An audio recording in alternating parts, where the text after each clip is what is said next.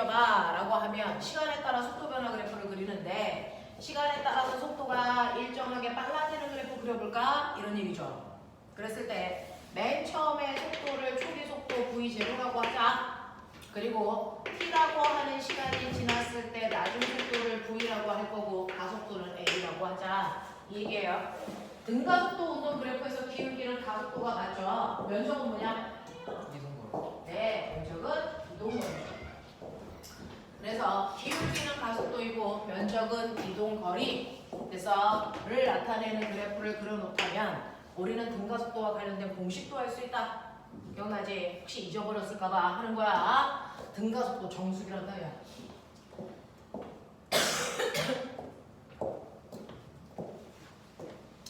등가속도 그래프에서요. 여러분들이 하셔야 되는 등가속도와 관련된 공식들 세 가지는 기억해두자 있어요. 그 중에서 첫 번째 공식은요. t라는 시간이 지났을 때 나중 속도 얼마야? 라고 하는 거 구하는 공식. 써줄 거라는 기대는 하지 마. 그 다음에 두 번째, 그 시간 동안의 간거리를 구하는 공식도 있었다. 세 번째, 시간이 안 나왔을 때 쓸 수 있는 공식도 있다. 이제 이 세 개는 외워오셨어야 될 텐데 추석이라고 하는 거지. 축구 봤어? 네, 이겼잖아요. 그 전반 2분 만에 먹혔는데 진짜 역전골, 동점골. 결과만 봤어요. 잘했다고 하더라고요.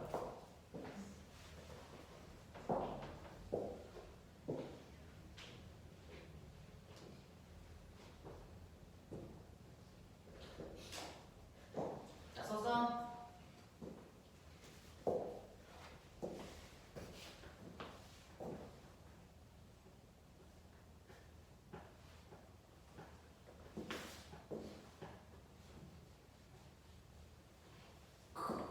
이제는 좀 쓸 줄 알아. 뭐? 나 그렇게 안 돼. 너 진짜 글씨 똑바로 안 쓸래? 이거 뭐야 이거? 이거 메인 필요하네. 누가 봐도 A는 아닌 것처럼 보이죠? 네. 은행 EAS. 왜 달렸는데 어떻게? 이런 이씨, 너 물론의 새끼들이 그냥 쳐 맞으려고 이런 새끼들.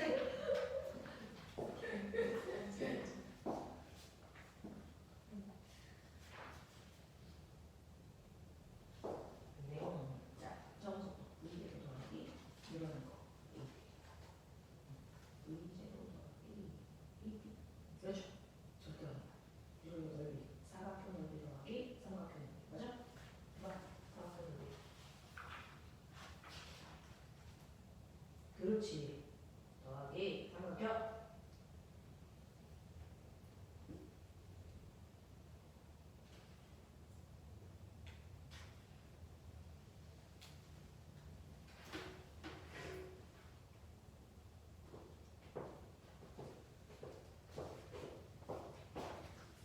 그렇지. 자, 이렇게 하면 뭐냐? 이거 삼각형. 요게 T, 요게 AT. 맞아? 이렇게 하면 되겠죠. 그 다음에 시간을 모를 때 쓸 수 있는 공식. 이렇게 되는 거죠. 그래서 나중 속도는요. 처음 속도에다가 속도가 늘어난 만큼을 더하면 되는데 속도 늘어난 양 이거 어떻게 구한다고? 이거 어떻게 구해? 속도 늘어난 거 정신 안 차려? 가속도. 이거 어떻게 구해? 처음 속도가 뭐. 이거 가속도에다가 걸린 시간 곱한 만큼의 속도 늘어나는 양이야. 맞죠? 그래서 나중 속도는 처음 속도에다가 속도 늘어난 양 더하면 돼요. 이거였고요. 그죠? 간거리는 밑에 있는 사각형 넓이에다가 위에 있는 삼각형 넓이 더해. 이 뜻이지. 밑에 있는 사각형 넓이 v0t 플러스 2분의 1 at 제곱으로 계산하면 돼. 이거였어. 그리고 시간이 안 나올 때 쓸 수 있는 공식 EAS는 v제곱 마이너스 v0 제곱이야 라고 하는 공식. 그래서 네, 근데 실제로 우리가 간거리를 구할 때 이 공식보다 훨씬 더 많이 써야 되는 공식이 있어. 뭐였어? 뭐 있어? 평균. 그렇죠. 평균 속도에다가 걸린 시간 구하는 공식을 훨씬 더 많이 쓸 거야. 평균 속도에다가 걸린 시간을 곱하는 걸 훨씬 더 많이 쓸 거야. 그러면 이때 평균 속도는 어떻게 구한다고 했어? 평균 속도는 와, 일출의 힘이 이렇게 클 수 있어? 어? 평균 속도는 어떻게 구하는 거야?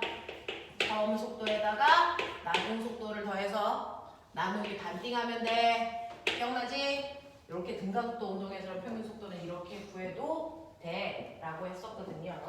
그래서 그렇게 해봐 주시면 됩니다.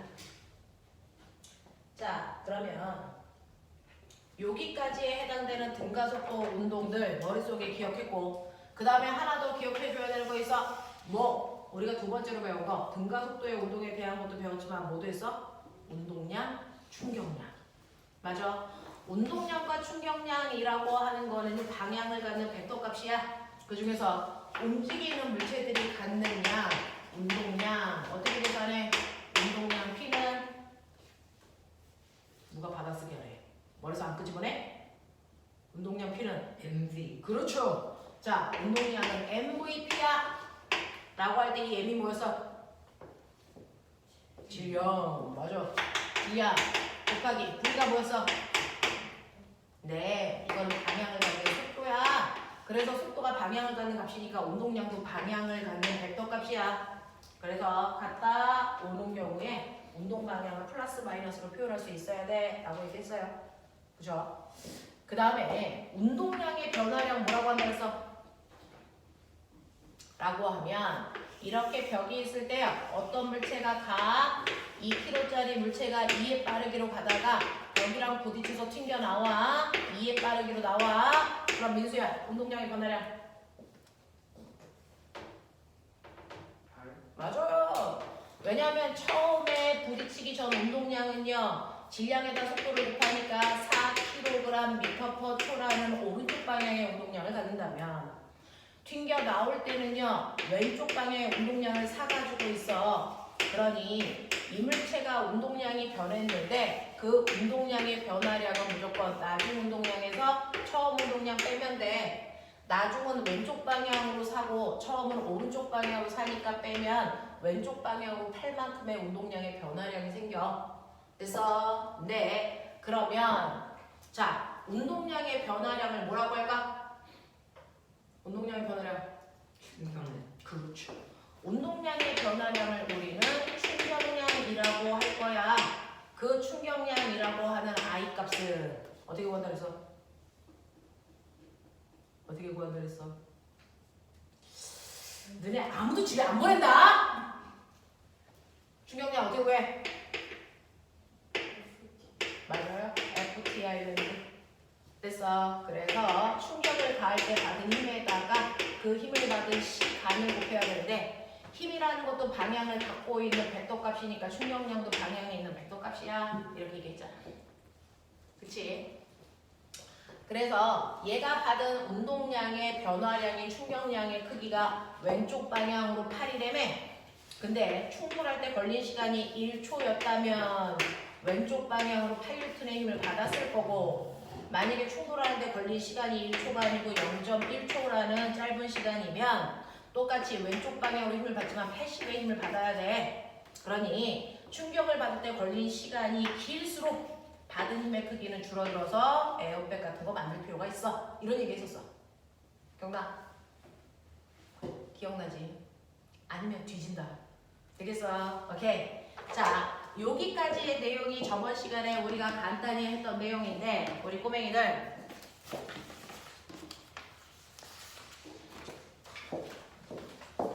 인생은 시험이야. 받아들여.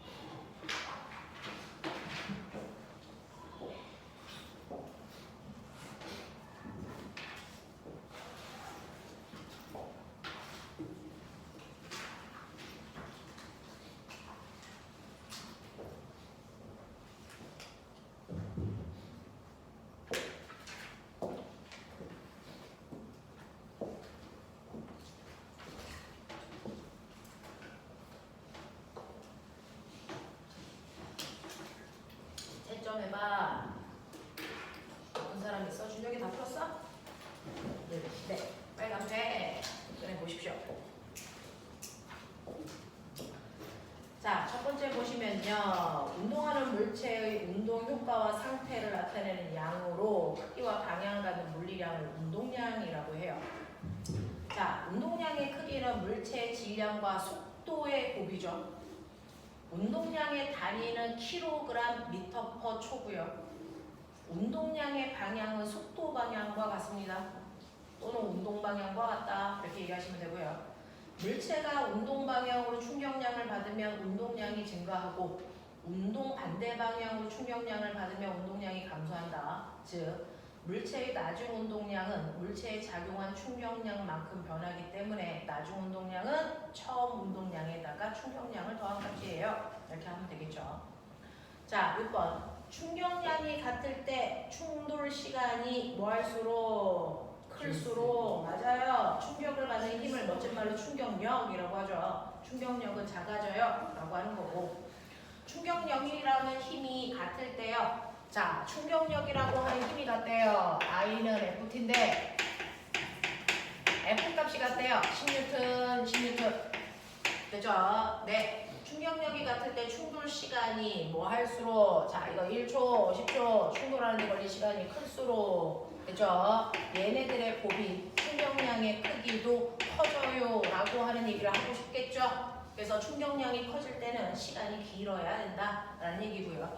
8번. 그림과는 동일한 달걀을 같은 높이에서 가만히 놓아 딱딱한 바닥과 푹신한 방석에 떨어뜨린 것을 나타낸 것인데, 나는 달걀이 받은 힘의 크기를 시간에 따라 나타낸 것입니다. 나의 그래프에서 A와 B에 해당되는 것들을 찾아보세요 라고 했는데, 자, 똑같은 높이에서 떨어뜨려서 받은 넓이, 충격량의 크기는 같아야 되는데 접촉 시간을 보시면 기억은 짧고 니은은 길어요. 그래서 접촉 시간이 짧은 건 가고요. 접촉 시간이 긴 거는 뭡니까? 접촉 시간이 짧은 건 A고요. 접촉 시간이 긴 거는 B니까 A는 기억, B는 니은 이렇게 가시는 게 맞아요. 9번 갈게요. 그림은 질량 1kg인 물체 A가 3회 빠르게 속력으로 운동하다가 정지해 있던 2kg짜리 물체랑 쾅 하고 충돌한다. 자, 충돌하는 순간에 항상 운동량이라는 건 뭐 돼야 되니? 보존돼야 돼. 그러니까 충돌 전에 가지고 있는 두 물체의 운동량의 합이 충돌이 끝난 후에 두 물체가 갖는 운동량의 합이랑 같아야 되기 때문에 충돌 전에 A라는 물체는 1kg짜리가 3회 빠르기로 가고 있었으니까 A라는 물체의 운동량은 3이고요. B라는 물체의 운동량은 정지되어 있었으니까 0이야. 그러면 이 둘을 합하면 충돌하기 전에 운동량은 3이니까 충돌이 끝나도 3 나와야 돼. 이게 운동량 보존 법칙이야. 자, 그랬을 때 A라고 하는 물체는요, 충돌이 끝난 후에 반대 방향, 왼쪽 방향의 운동량을 가지고 있네. 얼마? 1. 그래도 충돌한 후에 운동량이 3이 되려면 B라는 물체는 오른쪽 방향의 운동량 4만큼 가지고 있어야 될 것 같아. 이런 얘기죠. 근데 B라는 물체가 2kg니까 속력은 오른쪽 방향으로 2의 빠르기로 가고 있어야 되겠네 라고 하는 걸 예측할 수 있어요. 10번.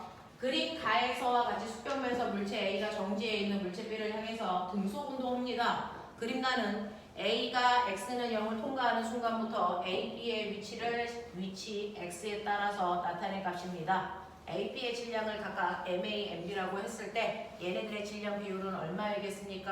라고 하는 얘기입니다. 자, 그랬을 때 보시면 맨 처음에 두 물체가 D라는 위치에서 꽝 하고 충돌을 해요. 됐죠? 충돌을 하는데 충돌한 후에 A는 점점 속력이 줄어들면서 오른쪽으로 가고 있고요. 그 다음에 뒤쪽으로 가고 있고요. B는 앞쪽으로 가고 있어요. 라고 하는 거겠네요.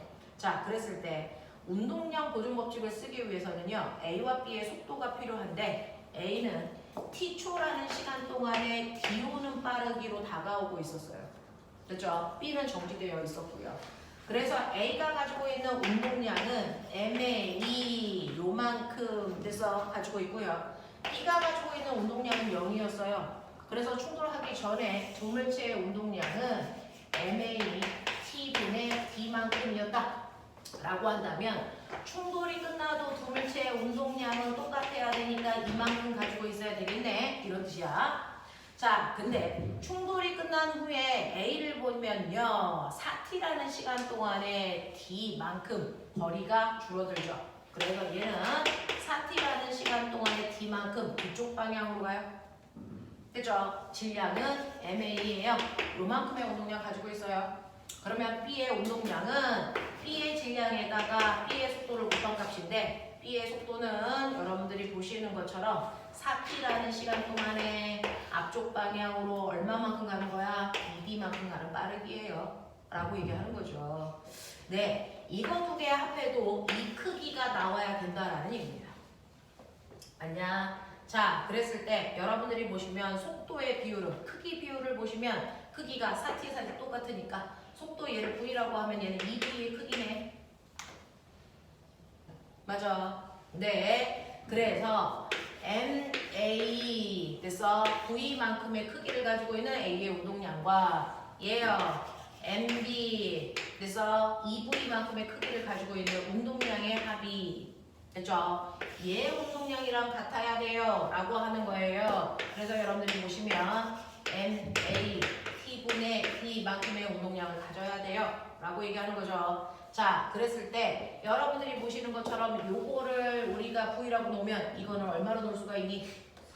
4V로 놓을 수가 있죠. 그래서 요거를 4V로 놓으면 어때? 훨씬 더 깔끔할 수 있지. 이런 얘기거든요. 맞아. 자, 그래서 정리하시면 여러분들이 보시는 것처럼 이거 더한값이 얘랑 같아야 되니까 날리시면 되겠죠. 이해돼? 돼? 얘는 가능해? 그러면은 이 MB는 얼마니? 5MA의 비율이죠. 그래서 여러분들이 보시는 것처럼 이거 넘기시면 MA분의 MB의 비율은 2분의 5의 비율과 같아요 라고 하는 얘기 하겠어? 요런 식으로 해서 정리를 좀 해봐 주시면 좋을 것 같습니다. 자, 그래서 10문제 선생님하고 잠깐 풀어봤어요. 정리가 좀 될까요? 자, 마징 개수 잠깐만 불러볼게요. 나노. 네. 다인이. 네. 그 다음에 민수. 9개. 네. 보건. 9개. 준혁. 9개. 지훈. 9개. 네. 이렇게 됩니다. 혹시 틀린 것들 중에서 선생님이 설명을 다시 해야 될 거 있으면 얘기해봐. 그러진 않아. 괜찮아. 다이나 괜찮아? 네. 틀린 거 오답은 반드시 하십시오. 자, 선생님하고 오늘부터 해야 되는 진도 나가죠. 자, 여러분들이 스타터에서 조금은 하고 왔을 수도 있는데요. 자, 역학적 에너지는 사실 중학교 내용에도 있는 부분이라 중3 내용에서도 배웠을 만한 내용들. 하지만 이게 중학교가 아니고 고등학교 내용에서 나온다면 조금은 더 확장된 개념이겠죠. 기본적인 것들은 머릿속에 중등 내용이랑 똑같으니까 가지고 계셔야 되고 거기에서 확장된 내용이 어떻게 나오는지 확인해보자 이런 얘기입니다.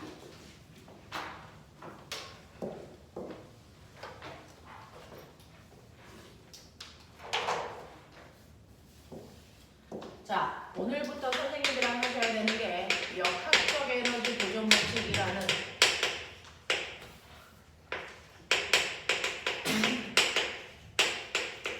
이런 얘기거든요.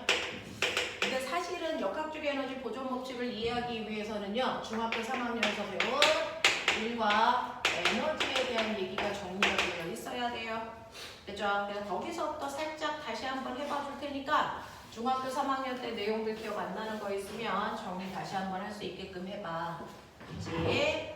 자, 우리가 처음에 해야 되는 거 1이야, 1. 과학에서 얘기하는 일하고 우리 일상에서 얘기하는 일의 개념이 조금 달라. 그래서 엄마는 집안일을 하냐고 스트레스 받고 아빠는 회사일을 하냐고 스트레스 받는다면 자, 그 집안일과 회사일을 과학에서 일로 인정할까? 그거 안 한다는 겁니다. 왜? 객관적이지 않아. 측정이 불가능하기 때문인 거죠. 됐죠? 그래서 우리는 이렇게 과학에서 얘기하는 일은 객관적으로 측정이 가능한 것들만 일이라고 하는데 그러면 과학적으로 측정이 가능하려면 어때야 되니? 라고 하면 과학에서는요. 어떤 물체, 대상이 있어요. 어떤 물체가 있는데 A라는 물체가 2kg짜리가 있다고 치자. 그러면 내가 일을 한다는 얘기는 일을 해줘야 되는 대상에 뭘 줘야 된다는 얘기다. 반드시 힘을 줘야 됩니다. 힘도 이런 식으로. 어떤 물체에다가 힘을 줬어. 그래서 밀었어. 근데 얘가 어디로 가야 돼? 힘을 주는 맞아요. 힘 준 방향으로 가야 됩니다. 그래서 물체에다가 힘을 줘서 물체를 힘을 준 방향으로 이동시키는 겁니다. 예를 들어 5m 밀고 갔다고 치자. 그래서 A의 물체가 여기에 왔어요. 이런 식으로. 그래서 과학에서 얘기하는 1이라는 건 반드시 물체에 힘을 줘. 힘 준 방향으로 뭐 시키는 거다? 이동시키는 걸 우리가 이랬다라고 정리하기로 한 거죠.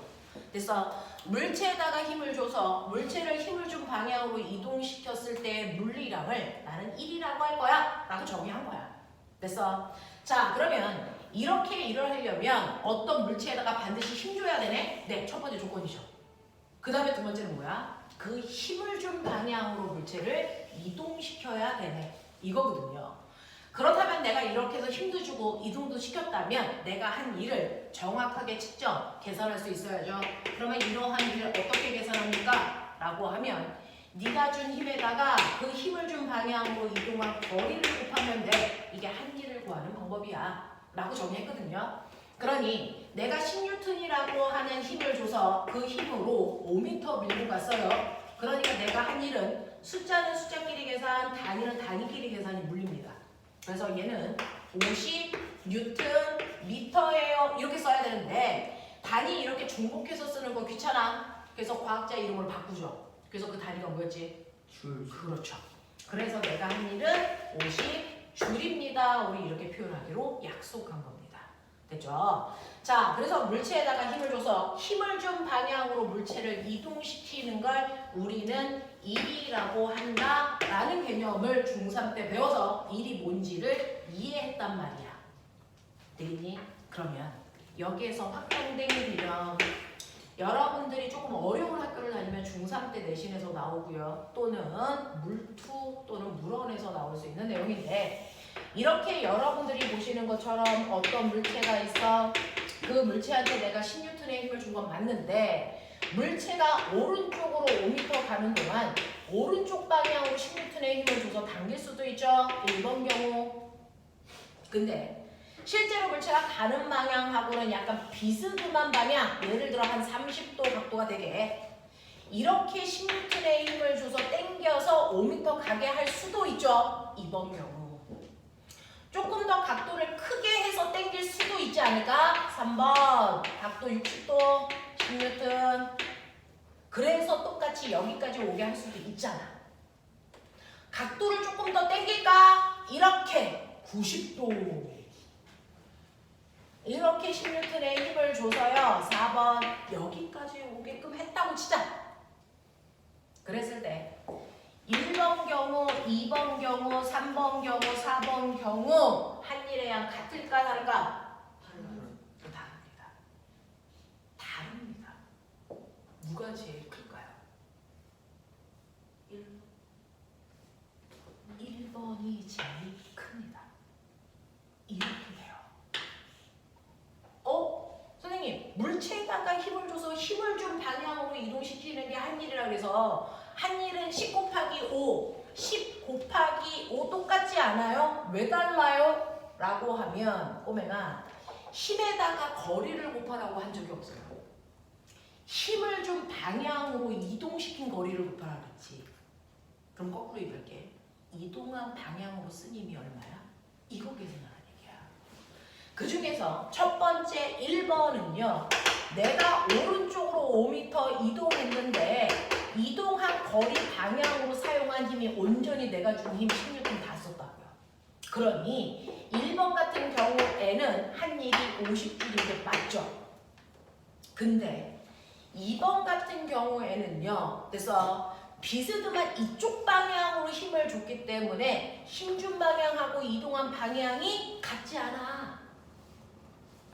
그러면 실제로 이동한 오른쪽 방향으로는 10N의 힘 쓴 거 아니야? 아니야. 얼마 썼게요? 얼마 썼게요? 내가 비스듬하게 이쪽 방향으로 10N의 힘을 줬는데 물체는 이렇게 움직이는 걸 그러면 이 방향으로 사용한 힘을 곱해야 한일이 나온다는 거예요. 코사인 네, 그래서 보시면 이렇게 힘은요 방향을 갖는 값이라서요. 됐죠? 물체가 움직인 방향으로 수선에 발을 내리고 그것과 90도 되는 방향으로 수선에 발을 내려. 그래서 사실은 이 두 힘을 이용해서 평행사변형 그렸을 때 이 대각선의 길이가 힘의 방향이에요. 그래서 사실은 이 10N이라는 힘은 X축 방향으로 준 힘 Fx와 Y축 방향으로 준 힘 Fy라는 두 힘 때문에 비스듬한 방향 이쪽 방향의 합력이 만들어진 거고, 그래서 이 둘을 합한 값이 10N이 된 건데, 이때 이 각도가 30도라고 선생님이 줬네요. 그러면 이게 두 개가 직각삼각형 직각이니까 평행사변형을 그렸다고 쳤을 때 이 자체가 작은 피타 직각삼각형인 거 이해하시겠죠? 그랬을 때 이 각도가 30도니까 삼각비라고 하는 거 해보시면 되죠? 이 크기는요, 이 힘의 크기 F의 어떤 성분일까요? F 코사인 30도에 해당되는 값입니다. 납득해요? 자, Y축에 해당되는 이 성분은 뭡니까? 라고 하니까 얘는 됐어요. 네, 직각삼각형에서 높이에 해당되는 값으로 F 사인 세타 값으로 계산해도 된다. 납득하냐? 내가 우리 반 수업해보니까 이게 납득이 되는 아이들끼리 모여있더라고요. 그래서 너네는 물론 반복할 필요 없이 물투 가도 돼 라는 얘기를 한 거예요. 자, 그래서 보시면 실제로요, 코사인 30 얼마야? 2분의 루트 3. 됐죠? 그래서 10 곱하기 2분의 루트 3이니까 얼마? 얘는 X축 방향으로 사실은 10N의 힘을 준 게 아니고 5루트 3의 힘을 준 거죠. 루트 3이 대략 얼마다? 1.7 정도 되죠. 그럼 1.7을 대략 곱해보세요. 얼마? 대략 8.5N의 힘밖에 수평 방향으로는 안 쓴 거야 라는 얘기입니다. 그럼 수직 방향으로는요? 사인 30 얼마니? 2분의 1이죠. 그러면 10 곱하기 2분의 1이니까 사실은 위쪽 방향은 얼마? 5N의 힘인 거랑 같아. 이런 뜻이거든요. 됐죠? 그랬을 때 물체가 이동한 방향으로 사용한 힘은 이 힘이니까 2번 같은 경우에 10N이 아니고 8.5N의 힘을 줘서 5m 밀고 갔기 때문에 얘는 얼마의 일을 한 겁니까? 라고 하면 계산해 보세요. 얼마? 42.5J를 한 거죠. 맞아. 이 얘기야. 근데 만약에 이 각도가 30도가 아니고 60도면 똑같아요. 이거 코사인 60으로 바꾸면 되죠. 그러면 수평 방향으로 사용한 힘이 얼마? 5N. 네, 5N이에요. 그러면 60도의 각도일 때는 5N의 힘밖에 안 썼거든요. 그래서 5m 밀고 갔으니까 이때 한 일은 25줄 얼마밖에 안 돼요. 알겠어? 만약에 90도로 힘 줬으면 0 네, 코사인 90은 0이잖아요. 그러니까 물체가 이동한 방향으로는 하나도 힘을 안 썼네요. 그 뜻이야. 알겠어? 내가 힘을 이쪽으로 줬는데 애새끼야 이리로 가. 그러면 내가 준 힘 중에서 얘를 옆으로 미는데 쓴 힘이 있다고 없다고? 없다고. 그러니까 물체가 이동한 방향으로 사용한 힘 없어. 그러니까 얘가 아무리 5m 가도 이때 한 일은 없는 거야 라는 얘기야. 무슨 말인지 알겠어? 이 얘기하는 거예요.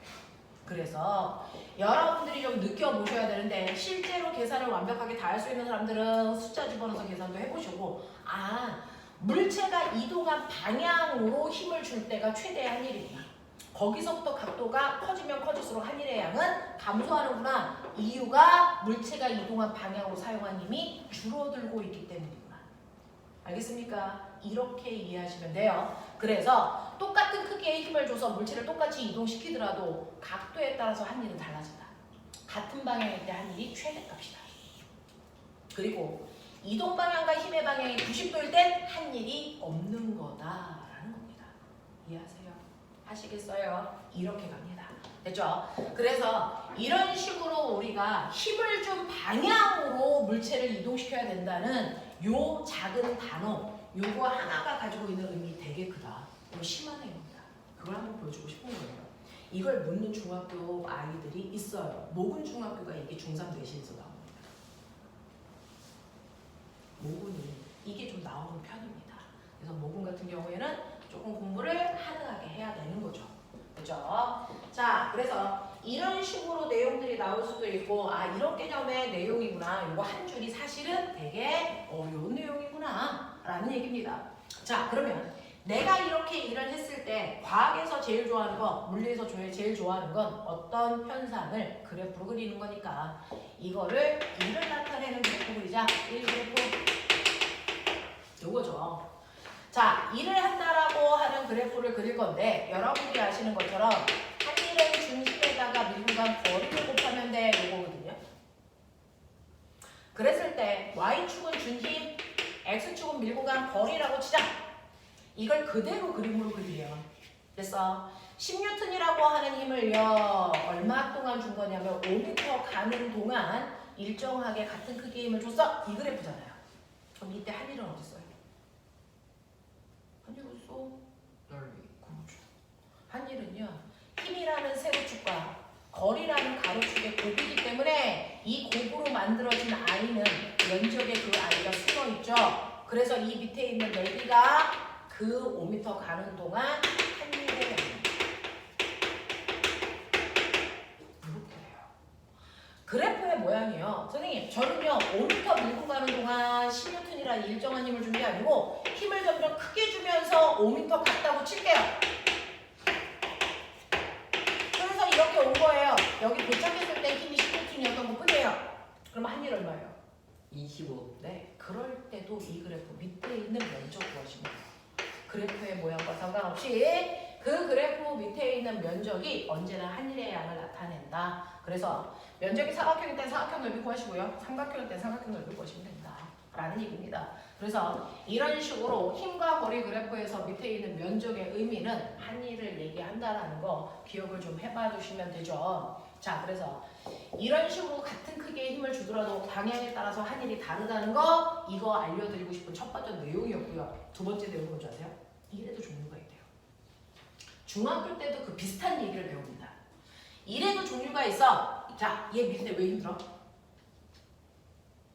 똑같은 물체를요. 아스팔트에서 밀 때 드는 힘과 얼음판에서 밀 때 드는 힘이 같아 달라? 그러니까 똑같이 2kg짜리 물체인데 이걸 얼음판에서 밀 때와 아스팔트에서 밀 때 드는 힘이 다르다는 건 밀 때 드는 힘은 무게만큼 힘드는 게 아니라는 거야.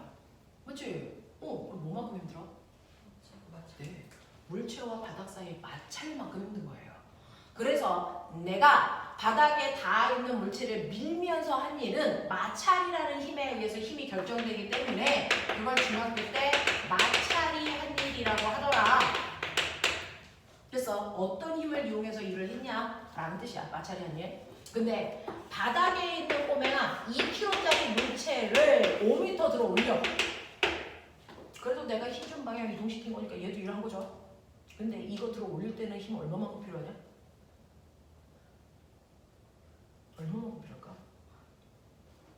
이거 얼음판에서 들 때 하고요. 아스팔트에서 들 때 하고요. 드는 힘 같아 달라? 같아요. 뭐만큼 힘들까? 무게만큼이요. 그쵸? 물체를 들 때는 정확하게 그 물체의 무게만큼 힘드니까 이 물체의 질량은 2kg고 중력 가속도 10이니까 이 물체 들 때 20m의 힘 필요하네. 이거 얘기예요. 맞죠? 그래서 이렇게 들어 올릴 때는 중력만큼 힘을 딱 필요로 하기 때문에 이 일을 우리가 누가 한 일? 중력이 한 일이야. 이렇게 얘기해요. 그러면 얘는 얼마입니까? 얘는 마찰만큼 한 거니까 물체와 바닥 사이의 마찰력이 얼마인지를 아셔야 되는데 여러분들이 밀 때 준 힘이 마찰력이에요. 그러니까 마찰이 한 일은 밀 때 준 힘에다가 민 거리를 곱해서 마찰이 한 일은 50이네요. 근데 이렇게 하면 되고요. 중력의 한 일은 물체를 들 때 최소한 필요한 힘이 물체의 무게만큼이에요. 그죠? 자, 2kg짜리니까 이 물체의 최소한의 무게는 20이잖아요. 필요한 힘은 자, 그 20이라는 힘으로 5m 밀었으니까 들고 올라갔으니까 얘가 한 일은 100줄이겠죠. 자, 이것도 중학교 시험에서 나오는데요. 똑같이 2kg짜리를 똑같이 5m, 2kg짜리를 똑같이 5m 이동시킵니다. 그랬을 때 한 일이 같겠니? 달라요. 얘는 마찰만큼 힘들고요. 얘는 중력만큼 힘들어. 힘의 크기가 다르기 때문에 한 일의 양이 다르다라는 겁니다. 이렇게 하겠어. 이런 얘기예요. 그래서 중학교 때는 이런 식으로 어떤 힘에 의해서 일을 했느냐에 따라 중력이 한 일과 마찰이 한 일 단순하게 이렇게 두 가지만 배우는데 고등학교에서의 일의 종류는 조금 확장된 개념이다. 일의 종류. 해보자. 일의 종류. 자, 이렇게 바닥에 물체가 있어. 2kg짜리 물체야. 이 물체를 오른쪽으로 5m 밀고 갈 거야. 자, 근데 내가 힘을 줬어요. 얼마? 10N의 힘을 줬어. 근데 아까 선생님이 뭐라 했어? 물체를 빌 때 최소한 필요한 힘은 뭐만큼? 마찰만큼. 근데 그거보다 더 줘도 가겠죠. 그래서 이때 물체와 바닥 사이의 마찰력은 얼마인데? 네, 운동을 방해하는 방향으로 마찰력이 작용되면 그건 4N이라고 칠게. 그쵸?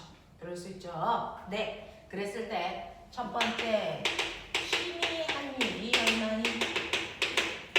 두 번째 마찰이 한 일이 얼마니? 세 번째 중력이 한 일이 얼마니? 네 번째 알짜 힘이 한 일은 얼마니? 해봐. 이 네 가지를 묻는다면 어떻게 구할까? 해봐.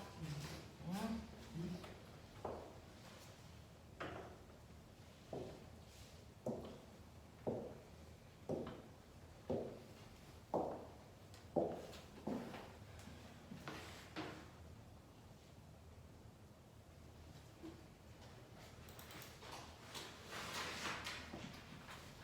종이 필요하면 더 드릴 거고요. 해보십시오. 지금은 막 풀어도 돼요. 그냥 자기 생각대로 막 풀어보세요.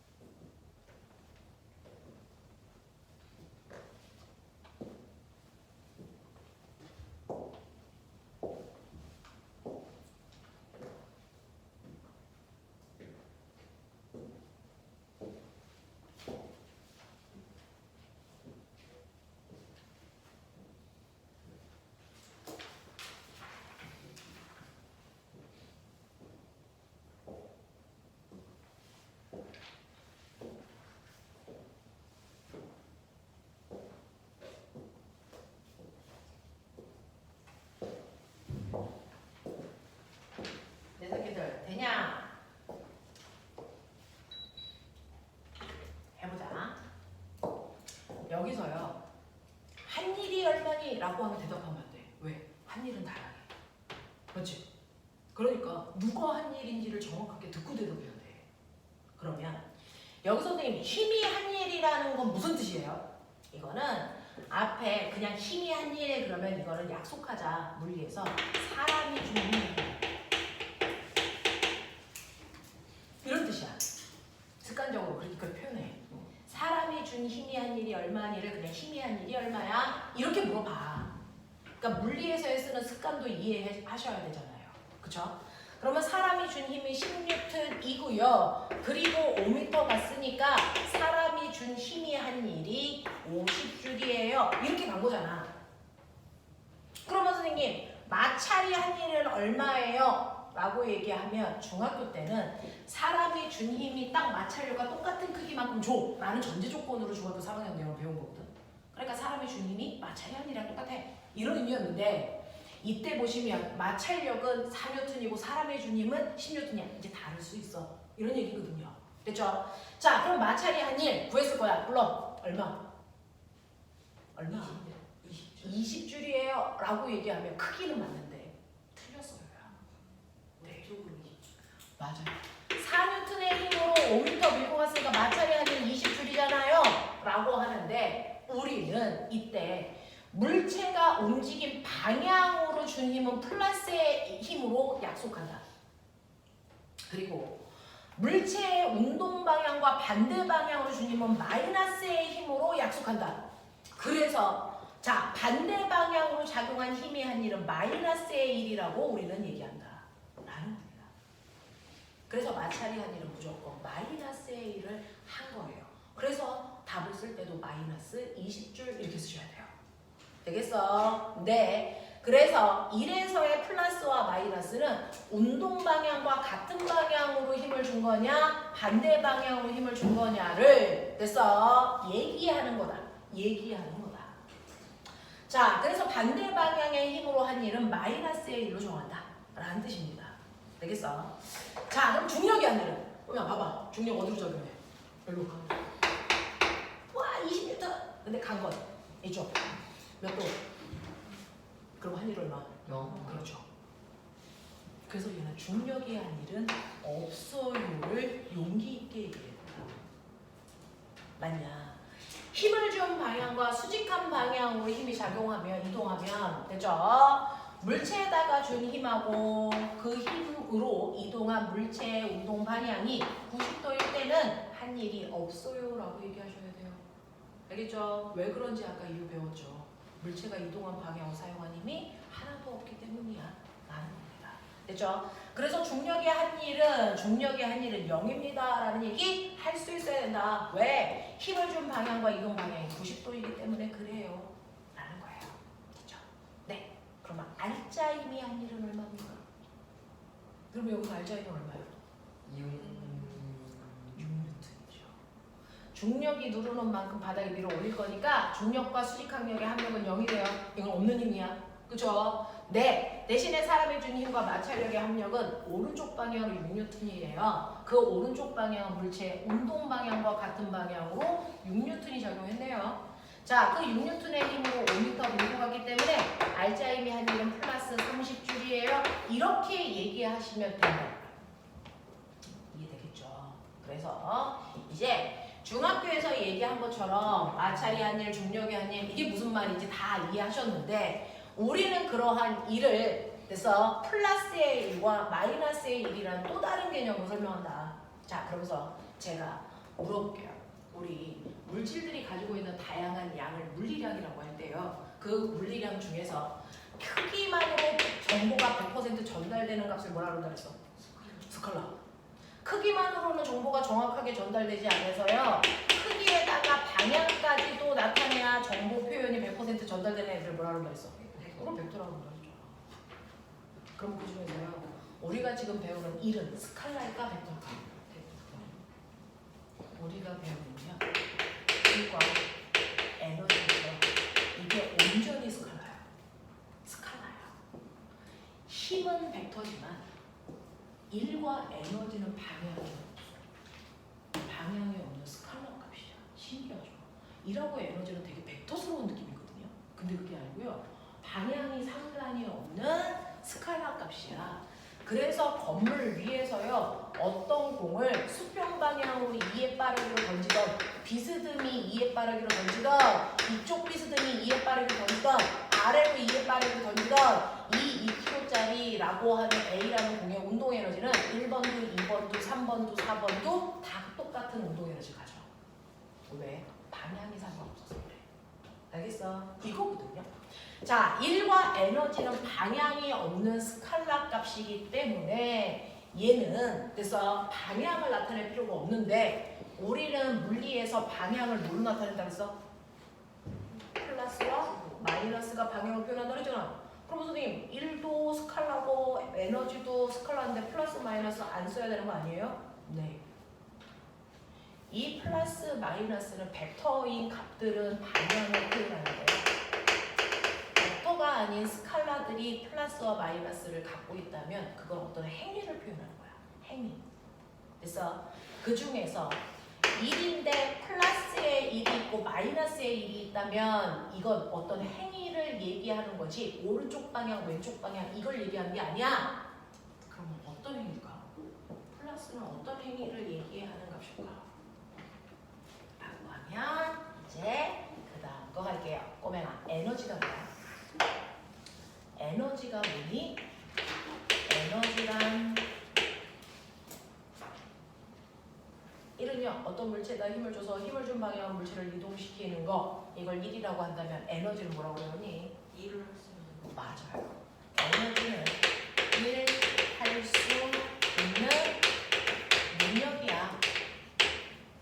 너 얼마만큼 일할 수 있어? 라고 하는 일할 수 있는 능력 그거를 됐어 줄여서 우리는 에너지가 얼마야? 이렇게 물어보겠다는 거예요.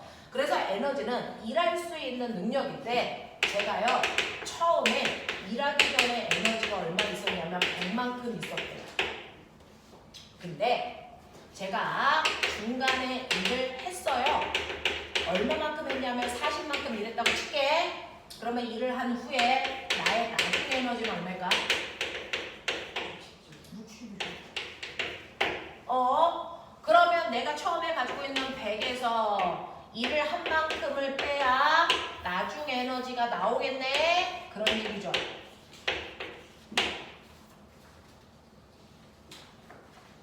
그랬을 때 이 마이너스의 1이라고 하는 개념. 아, 에너지를 감소시키는 일이구나.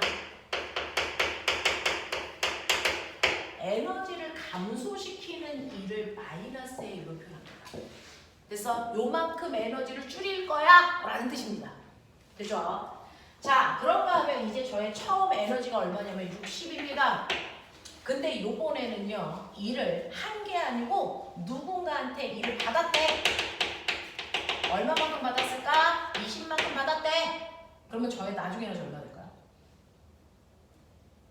나 맨 처음에 에너지 60 썼는데 어떤 애한테 이 일 20만큼 더 받았어. 그럼 나의 이제 에너지 얼마 돼? 80. 맞아? 그렇다면 얘를 수식으로 쓰면 60 더하기 20은 80으로 일 중에서도 에너지를 증가시키는 일이 있구나. 그걸 플러스의 1로 표현하는 거구나. 되겠습니까? 네. 그래서 플러스의 1은 에너지를 증가시키는 일이다.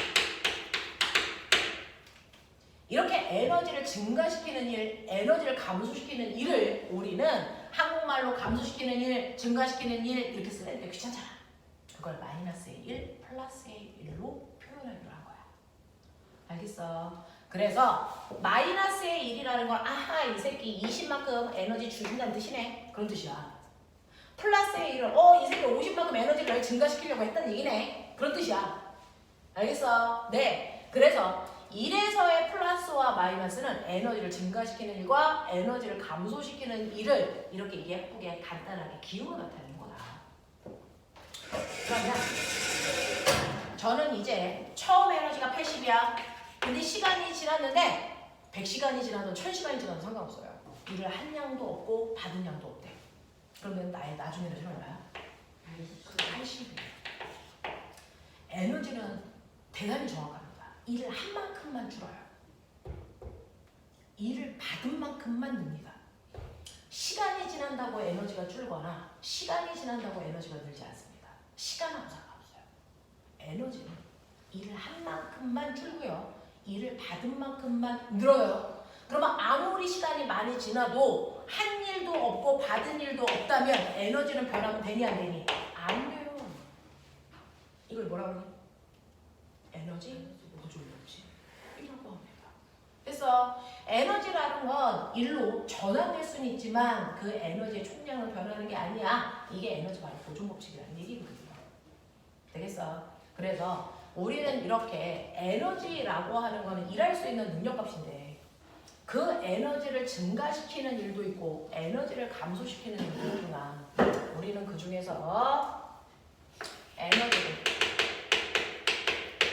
증가시키는 일을 플러스의 1로 한다. 에너지를 감소시키는 일을 마이너스의 1로 보기로 했다라는 얘기입니다. 그럼 선생님 어떤 일이 에너지를 증가시키는 일이에요? 거꾸로 물어볼 수도 있죠. 근데 그건 안 하잖아요. 어떤 일이 플러스의 일이야? 말해. 어떤 일을 우리가 플러스라고 했어? 이거 플러스 어디서 왔어? 여기에서 왔죠. 근데 이거 어떤 방향이야? 운동한다. 운동하는 방향으로 준 힘이 아니라 물체가 운동하는 방향과 같은 방향으로 힘을 주면 그건 에너지를 증가시키는 일을 하는 거구나. 알겠어? 물체가 운동하는 동안 운동 방향과 반대 방향으로 작용한 힘은 무조건 에너지를 감소시키는 일을 하는 거구나. 알겠어? 그 얘기야. 그 얘기야. 그래서 에너지를 증가시키는 일과 에너지를 감소시키는 일은요. 물체가 힘을 받을 때 어느 방향으로 힘을 받았느냐입니다. 오른쪽 왼쪽이 중요한 게 아니고 운동하고 있는 물체와 운동 방향과 같은 방향으로 힘을 받았냐 또는 운동 방향과 반대 방향으로 힘을 받았냐 이거에 따라 플러스의 1과 마이너스의 1이 결정되는 거야. 알겠어? 그럼 꼬맹아 마찰은 무조건 운동 방향과 무슨 방향으로 적용하는 힘이냐? 반대 방향이니까 마찰이 아니라 무조건 무슨 일? 마이너스 1. 마찰이 아니라 무조건 에너지를 감소시키는 일만 해. 알겠어? 이런 것들이야. 그래서 이렇게 일해도 에너지를 증가시키는 일과 에너지를 감소시키는 일이 있는데 그 에너지를 증가시킬 거냐 감소시킬 거냐는 물체의 운동 방향과 어느 방향으로 힘을 작용시키느냐에 결정되는 거구나. 운동하고 있는 방향과 같은 방향으로 힘을 주면 그 힘이 한 일만큼 에너지는 늘어나는 거구나. 물체가 운동하는 방향과 반대 방향으로 힘을 주면 그 힘이 한 일만큼 에너지는 감소하는 거구나. 대표적으로 마찰이 아니라 그렇구나 라고 하는 겁니다. 되겠어? 자, 이런 식으로요 에너지와 일 사이에는 전환이 서로 가능해요. 일이 에너지로 바뀔 수도 있고요 에너지가 일로 바뀔 수도 있고요 서로 변환될 수 있는 관계를 가지고 있기 때문에 같은 단위 사용해요. 맞죠? 이런 거다. 그래서 에너지를 증가시키는 일과 에너지를 감소시키는 일이라는 걸 여러분들이 보셨는데 안 지웠다고 치자. 안 지웠다고 치자. 자, 사람의 한 일. 저 외웠어요. 50. 마찰이 한 일. 마이너스 20. 중력이 한 일 0. 알자임이 한 일 30. 이렇게 됐어. 네.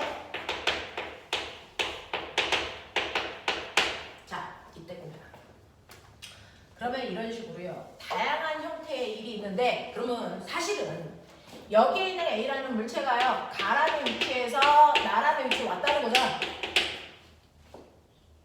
근데 에너지를 증가시키려는 힘을 사람이 줘서 플러스 50만큼 에너지를 증가시키려고 하는 동안 마찰은 에너지를 20만큼 감소시키려고 했네. 그럼 결과적으로 저 중간 귀찮아. 가에서 나로 가는 동안 여기에는 A라는 물체는 에너지가 증가했다고 감소했다고? 증가. 결과적으로 증가한 거야? 감소한 거야? 결론만 얘기해주세요. 결론은 어딨어? 알짜임. 그렇죠. 알짜임이 한 일이.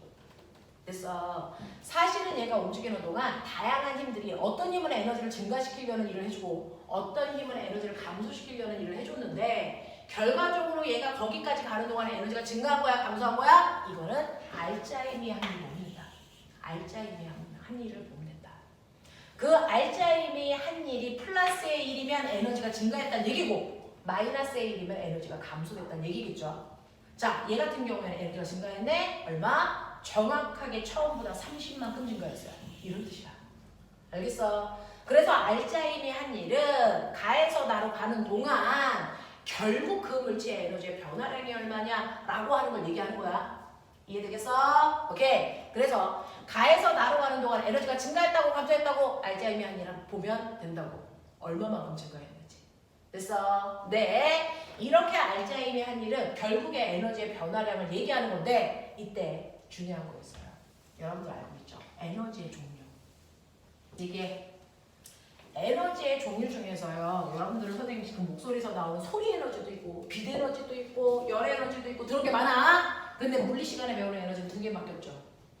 말해. 위치 에너지와 운동 에너지. 이거밖에 없어. 됐어? 그래서 여러분들이 알고 있는 것처럼 이럴 수 있는 능력, 다양한 에너지들 중에서 우리가 물리 시간에 배우는 두 가지 에너지가 있는데요. 그 중에서 하나가 움직이는 물체만 갖는 에너지. 무슨 에너지? 운동 에너지. 움직여야만 생기는 에너지야. 가만히 있으면 됐어? 운동 에너지 얼마? 0. 근데 움직이면 아무리 느려도 운동 에너지가 있다는 거죠. 움직이는 물체가 갖는 에너지를 운동 에너지라고 한다. 그 운동 에너지를 우리가 EK라고 표현하는데 운동 에너지 뭐지? 2분의 1 mv 그렇죠. 2분의 1 mv 제곱으로요. 사실은 이렇게 어떤 공이 굴러가고 있어. 2kg짜리 물체가 2의 빠르기로 굴러가고 있으니 당연히 얘는 움직이니까 운동 에너지 있을 거야. 얼마만큼의 운동 에너지 있어요? 라고 한다면 2분의 1 곱하기 m은 질량이니까 질량은 kg 단위로 보셔요. 그리고 V가 뭘까? 속력일까 속도일까? 내가 에너지는 방향이 있다고 없다고? 없어. 그러니까 저게 속력일까 속도일까? 속력이야. 방향 신경 쓰지 마. 알겠어? 네. 그러니까 얘는 2m/s의 제곱이야. 그래서 얘 계산하시면 이때 운동 에너지는 숫자는 숫자끼리 계산, 단위는 단위끼리 계산이라 4kg 미터 제곱 퍼 세크 제곱 이따 위에 단위가 나와. 근데 이렇게 쓰니까 복잡하잖아. 그래서 이 단위를 과학자 이름으로 바꿔서 뭐라고 썼다? 줄로 썼다. 이런 얘기겠죠. 알겠어? 그래서 이렇게 운동 에너지는 2분의 1 mv 제곱이라고 하는 방법으로 움직이는 물체의 운동 에너지 계산할 수 있어요.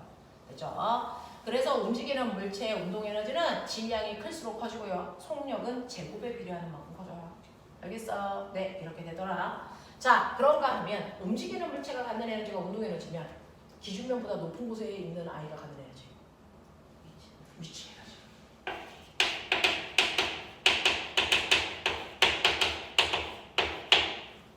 그 포인트에서 갖는 에너지, 그래서 EP라고 써요. 예를 들어서 기준면은 땅바닥으로 할게요. 이 땅바닥으로부터 2m 높이의 2kg짜리 물체가 있을 수도 있고 땅바닥으로부터 5m 높이의 똑같이 2kg짜리 물체가 있을 수도 있잖아? 그렇죠? 자, 그랬을 때 A의 위치 에너지가 커, B의 위치 에너지가 커? B의 더 높으니까. 되겠어? 근데 똑같이 5m 높이에 있더라도요 2kg짜리가 있는 게 아니고 20kg짜리가 있어요. C B의 위치 에너지가 커, C의 위치 에너지가 커. C의 위치 에너지가 10배 커요. 이렇게 되잖아요. 그래서 위치의 에너지는요. 됐죠? 물체의 질량과 높이에 의해서 결정되는 값으로요. 이 위치 에너지는 이렇게 만들어진 거예요. 이렇게 책상에 있는데 일단은 바닥에 여기에 2kg짜리 물체가 있다는 거야. 근데 1m 높이 위에 책상에 올릴 거야. 올리기 위해서는 사람이 이 물체를 뭐 해야 되니? 들어 올려야죠. 자, 들어 올릴 때 한 힘, 누가 한 힘? 아까 얘기해서 누가 한 힘? 중력이 한 힘. 중력이 한 힘은 들어 올릴 때 필요한 최소한의 힘. 뭐? 뭔만큼인 줄 알았어? 물체를 들 때 필요한 최소한의 힘. 무게. 무게만큼 힘 줘서 그 힘으로 이동시킨 높이를 곱하면 되죠. 이게 중력이 한 일이죠. 자, 그래서 중력이 한 일만큼을 사람이 해줬어. 그러면 그 일을 물체가 받아. 그러면 사람이 일을 해주면 물체가 일을 받죠. 일을 받은 만큼 얘는 뭐가 생기니? 에너지가 생기죠. 무슨 에너지 생겼어? 위치 에너지 생겼어요. 그래서 위치 에너지 구하는 식이 바로 받은 중력의 한 일을 구하는 식과 똑같이 mg h로 계산하면 돼. 무게에다가 높이 구하는 거야. 알겠습니까? 네, 이렇게 된다라고 하는 거지요. 자, 그래서 중력의 한 일이라는 건 이렇게 무게에다가 높이 구하는 건데, 꼬맹아, 이거예요. 이거 요번에 중학교 3학년 언니가 시험 봤는데 과거 대비하는 언니가 미친년이 틀렸어. 그래서 엄청나게 욕을 먹었죠. 여기가 땅바닥 지면 그래서 여기가 2층, 여기가 3층, 여기는 옥상. 이렇게 할게요. 한 층 사이의 높이는 2m 간격이다. 이렇게 할게요.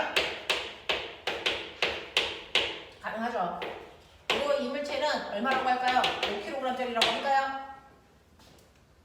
그러면 이때요. 위치의 에너지가 그래서 네 얼마만큼 누가 더 크니 뭐 이런 거 비교하라고 그랬는데 우린 귀찮으니까 지면을 기준으로 할 때 위치 에너지 얼마냐? 2층을 기준으로 할 때 위치 에너지 얼마냐? 3층을 기준으로 할 때 위치 에너지 얼마냐? 4번 옥상을 기준으로 할 때 위치 에너지 얼마냐? 되겠냐? 구해. 왜? 중력가속도는 10입니다. 땅바닥을 기준으로 전체의 위치 에너지 얼마야? 2층을 기준으로 하면 위치 에너지 얼마야? 3층을 기준으로 하면 얼마야? 옥상을 기준으로 하면 달라져? 뭐 이런 거죠.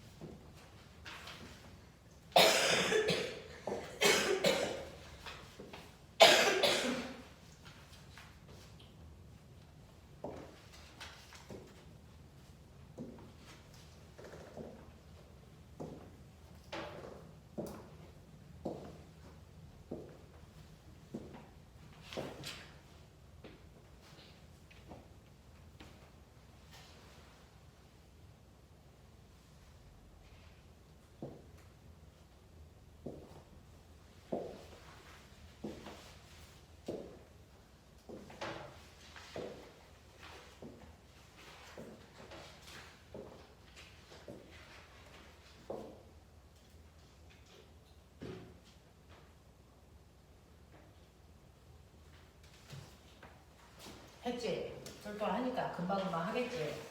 자, 똑같은 여기에 물체가 있는데 기준은 여러분들이 자유롭게 잡을 수 있어요. 문제에서 기준을 주지 않는 한 네 마음대로 잡아서 거기에 맞춰서 문제 푸셔도 되는데 지면을 기준으로 한다 그러면 여기가 기준이에요.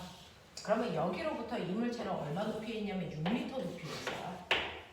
그래서 이때 물체의 위치 에너지 무게는 5 곱하기 10이고요. 높이가 6 요만큼의 위치 에너지 있어요. 계산은 여러분들이 해보시면 되죠. 두 번째 2층을 기준으로 하라는 얘기는 기준면을 여기로 잡아 이 뜻이야. 그러면 여기로부터 떠있는 높이는 6m가 아닌 거 아시죠? 얼마입니까? 4m입니다. 그래서 기준을 다르게 하면 높이가 달라진다고요. 그래서 5 곱하기 10 곱하기 4 그래서 기준에 따라 높이가 변해. 이거 인정하라고요. 위치 에너지는 절대적 높이가 아니고요. 기준에 따라서 그 기준으로부터 떠있는 높이를 얘기하는 거다. 그래서 위치 에너지를 절대적 높이로 계산하는 게 아니라 상대적 높이야. 3층을 기준으로 하면 여러분들이 보시는 것처럼 3층이 여기거든요. 이거로부터 떠있는 높이가 얼마야? 요만큼 떠있어. 요만큼. 됐어? 그러니까 얘는 5 곱하기 10 곱하기 2 이렇게 되죠? 근데 골 때리는 거 옥상을 기준으로 여기 떠있는 높이가 얼마야? 0. 그렇죠. 옥상을 기준으로 하면 옥상으로부터 떠있는 높이가 0이란 말이야. 그러니까 이때 위치 에너지가 0이야. 이렇게 위치 에너지는 절대 높이가 아니다. 상대 높이이기 때문에 기준을 잘 봐야 된다. 그래서 우리가 틀린 거야. 그래서 같은 높이의 물체가 있더라도 어디를 기준으로 하느냐에 따라 위치 에너지의 크기 달라져. 그럼 꼬맹아 나 위치 에너지 있게 없게? 나 지금 위치 에너지 있어 없어? 있을 수도 있고 그렇게 얘기해야 돼. 왜? 기준을 얘기 안 했으니까. 교실 바닥을 기준으로 하면 선생님은 위치 에너지가 없어요야. 하지만 저기 밑에 있는 도로를 기준으로 하면 1층 높이만큼의 위치 에너지를 가지고 있는 거죠. 무슨 말인지 알겠어? 그래서 기준을 어디다 잡느냐에 따라 물체의 위치 에너지는 다르게 표현됩니다. 비행기 위에 선반 위에 있는 여러분들 여행 가방도 어디를 기준으로 하느냐에 따라 위치 에너지가 있을 수도 있고 없을 수도 있어요. 그래서 기준을 잘 봐야 된다라는 얘기입니다. 됐죠? 이런 식으로 물체가 갖는 에너지 중에 우리가 기억해야 되는 거 위치 에너지, 운동 에너지 그 중에서 이 위치 에너지를 구할 때 H의 정체 이거 되게 예민하다. 이거는 기준을 어디다 두느냐에 따라 변하는 상대적 값이다라는 거죠. 그죠? 자, 그러면 이런 식으로 물체는 위치 에너지와 운동 에너지가 다 있는데 꼬맹아 그거 알아? 땅바닥을 기준으로 새가 날아가. 이 새가 오른쪽 방향으로 이의 빠르기로 땅으로부터 20m 높이에서 날고 있는 이 아이가 5kg짜리야. 비만새야. 그래서 이런 애가 있다고 치자. 자, 얘는 무슨 에너지가 주냐? 무슨 에너지? 위치 에너지 있죠. 땅바닥을 기준으로 했으니까. 또 운동 에너지도 있어요.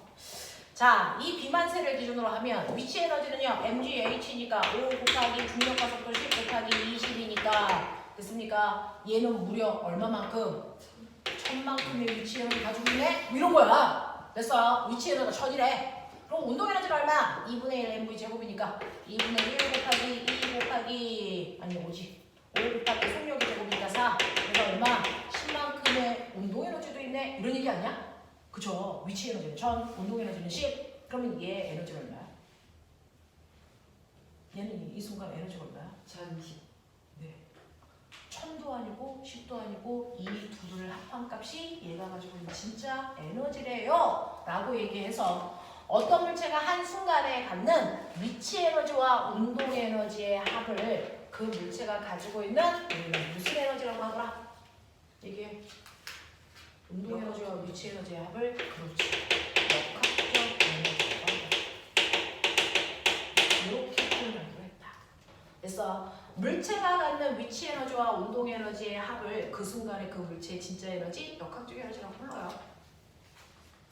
되겠냐? 이렇게 얘기해서 역학적 에너지는 새로운 에너지가 아니고요. 어떤 한 순간에 그 물체가 갖는 위치 에너지와 운동 에너지의 합을 표현하는 단어다라고 합니다. 알겠어? 네, 잠깐만 끊었다가요. 역학적 에너지 전환부터 시작해서 탄성 포텐셜 에너지 들어오는 맞죠? 아니야. 들은 걸로 하자. 그런 게 있어. 조금 이따가 소개해 줄게요. 10분만 끊었다 갈게요.